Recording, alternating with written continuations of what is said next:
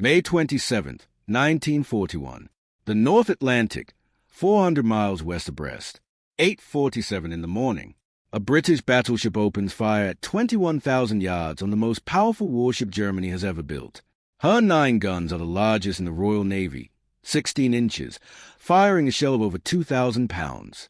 They are also, by the Admiralty's own internal assessments, the least reliable heavy guns in the fleet. Faulty shell hoists, turret machinery that jams under rapid fire, barrels that wear out 3 times faster than they should. This is HMS Rodney, and in less than 90 minutes she will help turn the fastest, best armored battleship in the world into a drifting wreck. The gun everyone in the Navy quietly distrusted did the one job it absolutely had to do. This is how a flawed weapon killed Bismarck. The problem began with a treaty. The Washington Naval Treaty of 1922 capped new battleships at 35,000 tons standard displacement. Britain wanted the heaviest possible gun within that limit. The solution was radical. Rodney and her sister Nelson would carry 9 16-inch guns, 3 per turret, all 3 turrets crowded forward of the bridge, an arrangement no Navy had tried at this scale. It saved weight on armored citadel length, which meant more of the tonnage budget could go into guns and belt. On paper, it was elegant. In practice, the triple 16-inch turret arrived with problems the Navy never fully solved. The shell rooms and gun houses were cramped by the compressed layout. The hydraulic hoist that fed shells and cordite to the guns jammed under sustained firing. Full charge barrel life was rated at only 200 to 250 rounds, roughly half what the older 15-inch Mark I managed, and in practice ships routinely got fewer. Rodney's own gunnery officers had logged years of mechanical stoppages by 1941. When the Admiralty needed a battleship to close with Bismarck and finish her at point-blank range, Rodney was not the obvious first choice. She was the only one available.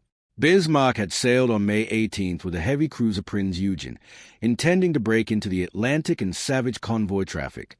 On May 24th, in the Denmark Strait, she sank HMS Hood in under 4 minutes with her 3rd salvo, killing 1,415 of Hood's 1,418 crew. Prince of Wales, brand new and still working out mechanical faults of her own, broke off after taking damage. Bismarck was faster than every capital ship Britain could put in her path, better armored than any of them, and had just demonstrated what her guns could do to a British battlecruiser in a single salvo. The entire home fleet was ordered to converge. On May 26, a Catalina flying boat relocated her. That evening, Swordfish biplanes off Ark Royal put a single torpedo into her stern, jamming her rudders 12 degrees to port. Bismarck could now only steam in a slow circle. She could not run for Brest. She could not run at all. What she could do was fight, and everything about her design said she would win that fight against anything the Royal Navy sent to finish her. Rodney arrived from convoy escort duty, low on fuel, under Captain Frederick Dalrymple Hamilton, and took station alongside the newly commissioned King George V under Admiral Sir John Tovey. At 8:47, with Bismarck barely under control and yawing in heavy seas, Rodney opened fire at 21,000 yards. This is where the flawed gun had to prove itself. The triple turret's jamming hoist meant Rodney's rate of fire was inconsistent from the start. Salvos ragged rather than clockwork, some guns silent for stretches while crews cleared stoppages by hand. Her gunnery officers had drilled for exactly this failure mode for years, because it happened in nearly every extended firing exercise. The routine for clearing a jammed hoist without stopping the turret entirely had been rehearsed so often it was closer to muscle memory than emergency procedure. That rehearsed competence is what let Rodney keep firing at all. Within the first 20 minutes, a shell from either Rodney or King George V struck Bismarck's forward fire control director, blinding her main gunnery control exactly as it happened to Gneisenau at Lofton the year before.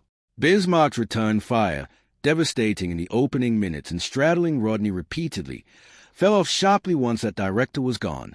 Tovey ordered both British ships to close the range, an aggressive decision given Bismarck's armor, but one made possible only because her fire was degrading. By 9:02, Rodney had closed under 12,000 yards. By the final phase of the action, she was inside 3,000 yards, close enough that her own gun's muzzle blast reportedly buckled deck fittings on her forecastle. At that range, the 16-inch shells were punching through belt armor that had been designed to resist exactly this weapon, just not from this close. Rodney fired 380 rounds of 16-inch that morning, more than any battleship had fired in a single action to that point in the war. despite turret machinery rated as her weakest feature. Bismarck was reduced to a burning, unsteerable hulk, her main armament silenced, before the cruiser Dorsetshire moved in and finished her with torpedoes. She sank at 10:40. The gun that everyone in the fleet considered a liability had just outfired the newest, most modern battleship in the Royal Navy sitting beside it. King George V, with none of Rodney's mechanical reputation, actually suffered more turret breakdowns during the action than Rodney did, and withdrew for fuel before the fight was fully over. Rodney stayed until Bismarck sank. If you're finding this kind of engineering versus outcome naval history interesting, a subscribe helps the channel keep making them. The post-mortem told a real story. Rodney's problem was never the gun itself, a licensed derivative of a proven 15-inch design scaled up in caliber.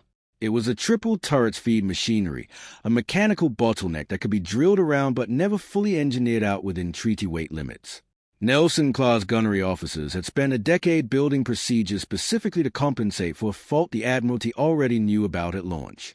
On May 27, 1941, that decade of compensating drill was a difference between a battleship that could sustain fire long enough to blind, then kill, the most dangerous ship in the German Navy, and one that simply seized up under pressure. The gun's paper reputation never recovered. Rodney's combat record did all the talking that specifications couldn't. She had fired more 16-inch shells in one morning than any ship in history, at a target everyone in the Admiralty privately expected to survive the encounter. The weapon nobody trusted delivered the shot that ended the most feared battleship afloat.